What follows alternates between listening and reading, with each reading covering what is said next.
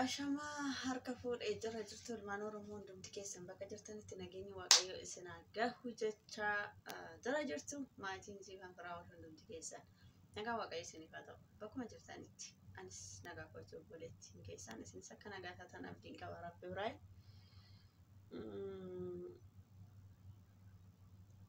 Akkam jirtu akkam sa'aatii kana eegdan ani jira obboleettiin keessan galata Rabbi jira harammoo deebi'eetiin hin dhufeetiin hin jira.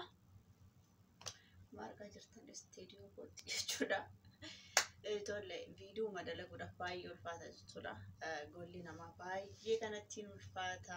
Gara oduu kootti ca'uu kootiin duratti maatiin siifan firaa ol warri maatii koo taatan like share gochuudhaan commentii barreessuudhaan jajjabeessaa isiniin jechaa ariyaadinaan qabadheetiin dhufee waama xiqqishu takka jechuudha. Fakkeenyaaf ijoolleen keenya jechuudha. Akkuma isinitti mee hormaatii koo taatan like share gochuudhaan viidiyoo kana hordofaa isiniin jedha. Dursa like godhaa achumaan commentii barreessuuf immoo hin jarjarinaa yaada nama sanaa hubadhaa isiniin jedha. Ijoolleen keenya ijoolleen Oromummaaf gara walitti jabaattu garuu dhugaa maaf share waliif hin goosanii maaf waliin jajjabeessitanii isiniin jedha. Itti aansuudhaanii baay'ee ulfaata ijoollee jechuun viidiyoo dalaguun jechuudha. Gola namaa keessa ta'anii viidiyoo mana madaam keessatti keessattuu mana madaam keessa ta'anii viidiyoo adda addaa waan barbaadde waan keessi kee yaada kan kee tokko even dubbattee akka barbaaddetti haasoftee viidiyoo gallakkisuu hin dandeessu. Baay'ee ulfaata jechuudha. Sababbiin isaa fakkeenyaaf ammaan yeroo hunda madaamiin koo mana oolti jechuudha. Otoo natti toletti waa baay'ee jechuudha. Waa baay'ee jechuudha waan nama barsiisu yookiin seenaan dabarsirraa yookiin immoo injira miti waan adda addaarraa uummata koo barsiisuu hin barbaada jechuudha. Akka danda'e tokko garuu yeroo itti viidiyoo itti waraabamu yeroon hin jiru jechuudha. Akkamittiin madaamiin koo mana oolti kutaan dhuunfaa akkasittiin jiru iddoo hirriba kootii fooqii dhuma isaati kanarrafu yeroo hirriba qofa kanan kutaa koo galu jechuudha. So goonguma isaa viidiyoo dalaguudhaaf keessa keetti waa yaaddarree hojjechuudhaaf namatti hin tolu jechuudha. Isinii galee otoo namatti tola ta'ee namni hunduyyuu yaada mataa isaa barumsa waan barumsa qabu waan adda addaa chaanaalii isaatti irratti waan barbaade hojjechuu danda'a jechuudha. Garuu akka barbaannetti hojjechuu hin dandeessu. Haa ta'uuti immoo guyyaa tokko abdii qabna jechuudha. Yookiin biyya keenyatti illee gallee injira mitiirii yookiin haala namatti mijatu keessa taane waan uummata barsiisu waan nama barsiisaa namni narraa barata jedhan tokko dalaguudhaaf immoo Rabbi nama sanii nu haa taasisuutiin hin jira. Itti aansuudhaan immoo baay'ee kanan dinqisiifadhu jechuudha. Ijoolluma walii keenya wal beeknu warroota diraamaa akka diraamaatitti taatee wanta ta'aniitu dalagaa jiran kan akka Mashaar Ayetuu hundumti keessan jechuudha. Hiiwoot Ayyaantu Asallaa warri diraamaa akka taatota taatanii gola namaa keessa teessanii ani baay'een ajaa'ibsiifadha dhugaa isinitti muftaan namoota zimjinneema isaan ilaaluu fi waan akkas yookiin immoo itiin hagas mara akka namoota biraa yookiin immoo akka chaanaalota warra guddataniitti ilaalamuuf illee baatu ani baay'een isaan dinqisiifadha. Ibi yaada keessa isaanii jiru haala namatti mijanne keessatti gola namaa keessa biyyoota adda addaa ta'anii yaadan wal fakkeessuudhaan haga ta'e tokko ga'umni isaanii danda'e tokko yaaluun isaanii an baay'ee isaan dinqisiifadha jechuudha. Maaliif yeroo hin qaban jechuudha dhugaa dubbachuu taanaan.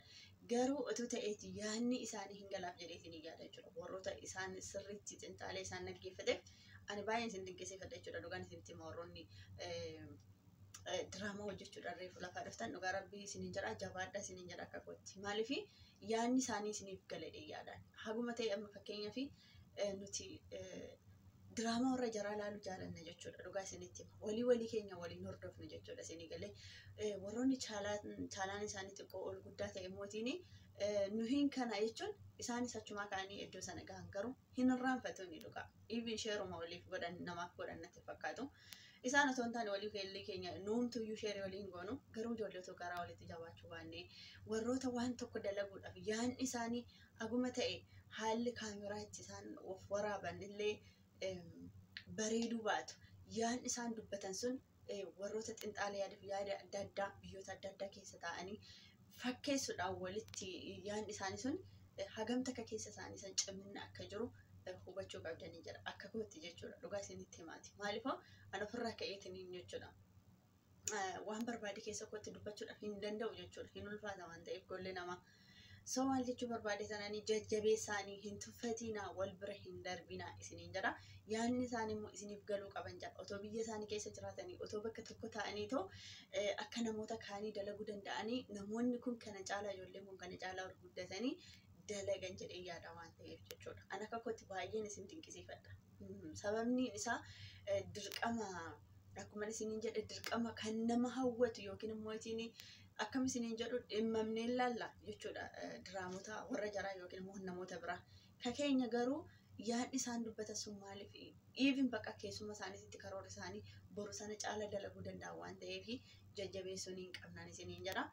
Akkasii irma caalatti immoo rabbi isinaa gargaaru jabaadhaa duubatti naafina ammallee immoo biyya keessanitti galtanii kanuma caalaa immoo qaamaan illee wal argitanii kan wajjiniin dalagdanii hedduu bakka hedduu geessan jedheetanii yaada.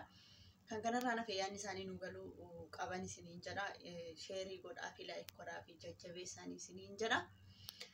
Itti aansuudhaan irrumattuu baay'ee kan isaan dinqisiifadhu waa'ee isaa jechuun waan uummata barsiise jedhaniitti chaanaalii isaan irratti waan isaan hawaasan hojjetaa jiran jechuudha. Namoonni tokko tokko waanuma sooshaal miidiyaa kanarratti deemu waan isaan hin ilaallanne waan dhugaan dhagahamaan yookiin immoo ittiin qabatama hin qabne tokko as guuranii achi guuranii waa'ee namaarratti dalagan. Garuu warroota waa'ee ofiitti irratti dalaganiif yookiin immoo of ta'anii bahanii dalaganiif isaaniif sheeriin godhan. Waan oduu afuuffaa ta'e kanaaf garuu sheerii laayikii asiin bu'ee achiin bahee jedhan fakkeenyaaf fudhataa holola deemaa jiru jechuudha. Wanti nama barsiisus hin jira ijoollee wanti nama gaddisiisus hin jira sooshaal miidiyaa kanarra jechuudha. Fakkeenyaaf amma kan baay'ee gaddi tokko ani dhugaa rabbii haadha keenya haadha iyyuu miti haadha keessanii ta'uu dandeessu jechuudha hubattan. Takka akkasii yeroo isheen bineensa yaabbattu argine maaloo goone jedhanii dhugaa rabbii nama guddaa akkas godhaniitiin ajjeesuun isaanii baay'ee garaa nama nyaata jechuudha dhugaa rabbii maal keessa akka jiru na dhibaanana jechuudha dhugaan isinitti himaati. Maaliifoo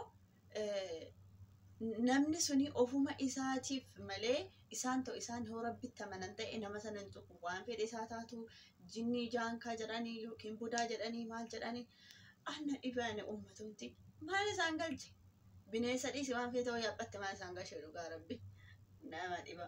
Anoo amma yeroo ijoollummaa waa baay'ee yaabbadha ture. Wayyoo na kolfisiistan farda fa'aa yaabbadha ture hoolaa fa'aa waa biraa miti. So maal jechuu barbaade sananii ergasiin dandeettii qabaatte ergasiin bakka waan barbaadde yaabbachuun mirga isheeti maal isaan gashee dhugaa rabbii. Ofii isaaniitiif namni sun ofuma isaayyuu cubbamaa ta'uu danda'a. Ofuma isaayyuu waan rabbiin jaalanne namni dalagu ofuma isaa itti gaafatama. Namni yoon sodaatte malee dhugaa isinitti amani malee sodaate waan jedhu wayiitu jira. Wanti kun waan sirra galullee ittumayyuu isaan amma dhugaa rabbi biratti illee namoota fudhatama hin qabnedha. Namoonni harkaan waan akkasii jechuun manguddoo akkasittiin galaafachuu isaanii baay'ee nama gaddisiisan jechuudha. Fakkeenyaaf irraan taraati egaa dandeettii qabaatte waan barbaadde yaabbachuu dandeessi jechuudha. Gaanamsee ishee amaarooti dhugaa annan kolfise warroota taate san dalagantu xiqqoo na gaddisiisaa jira gaa. Otuma gaddi jiru immoo kolfis jira waan ta'eef fataa sanaa jedha. Walumaa galatti waan namaatiif hin afuufanii olola waliin gadhoofanii garuu otoo namni tokko ol bahee waa'ee isaa waan itti fakkaate dalage hin ilaalaniif. Kanaaf garuu hin afuufanii isinitti himuu hin danda'u jechuudha. Kabira immoo baay'ee kan nama waa barumsa irraa argattu illee immoo waan biyya keenya keessa jiru immoo xiqqoo kan kanarraa hafe jechuudha. Inni sun dhugaa rabbii baay'ee ulfaataanii dhugaa isinitti himaati. Otoo danda'ame yookiin gama seeraa yookiin hin jira mitiire qaama ilaallatu malee ani namti yeroo ishiin bineensa yaabbatte argine jedhe suni inni sun iddoo sanaa maal godhaan jedhe bara. Inni sun walii yaabbata ture moo eessattiin argeen isiniin jira bara.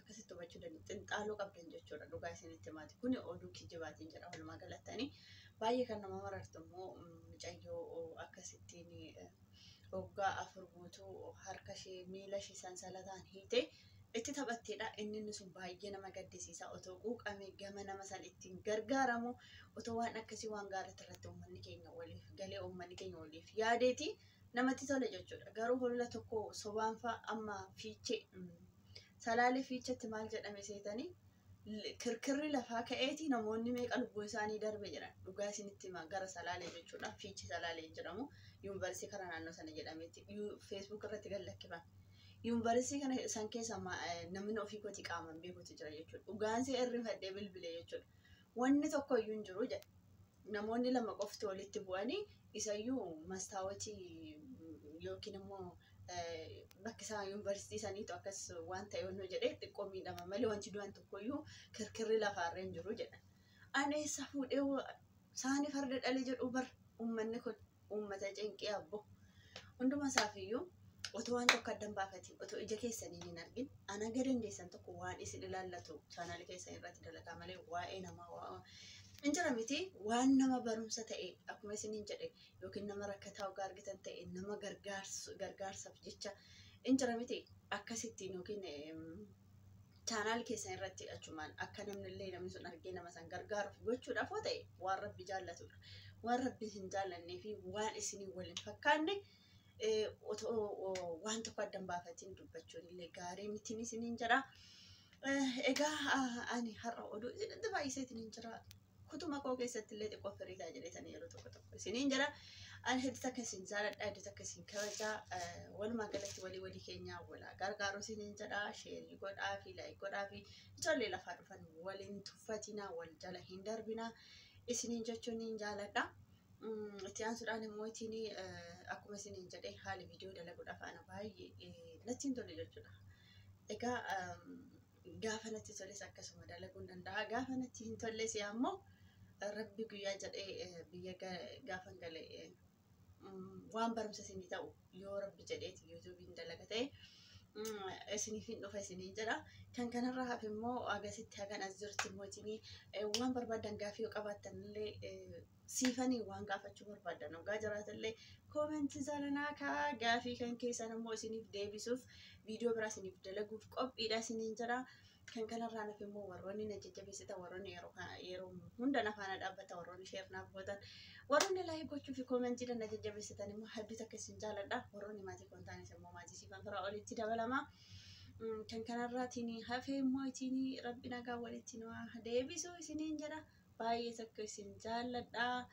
isiniin jedha akkuma isiniin jedhe waan na gaafachuu barbaadan hoo jiraate siifanii waan gaafachuu barbaadan ogaa jiraate na gaafadha ani immoo isiniif hin deebisa isiniin jedha itti aansuudhaan baay'een isin jaaladha hunduma keessan jechuudha warra na beektanis warra na beeknes hedduu takka isin jaaladha akkan isinirraa fagaanne abdiin qaba dhugaa baay'een sodaadhan jechuudha gaafan biyya galee yuutuubiin hin dhiisamoo hin dhiisudha akkuma isiniin jedhe jechuudha ani garuu hawwiin koo hin dhiisu jedhee murteesseetiin hin jira osoo hin dhiisuu baadhe yeroo natti tole jechuudha isin maatii dhugaa maatii lammaffaati jechuudha naafani waa hedduu isinirraa hin baradhaati waa jechuun yuutuubiin kun waa hedduu na barsiise jechuudha maatii itti argadheetiin hin jira namoota baay'eedhaan wal bareetiin hin jira otoo isiniin adda baafadhe natti tolaati ammas immoo rabbumatu beekan isiniin jedha hedduu takka isin jaalladha akkuma isiniin jedhe waan hagas mara adda ta'ee miti ka qabadhee dhufe akkuma isiniin jedhe warroota ijoollee keenya ijoollee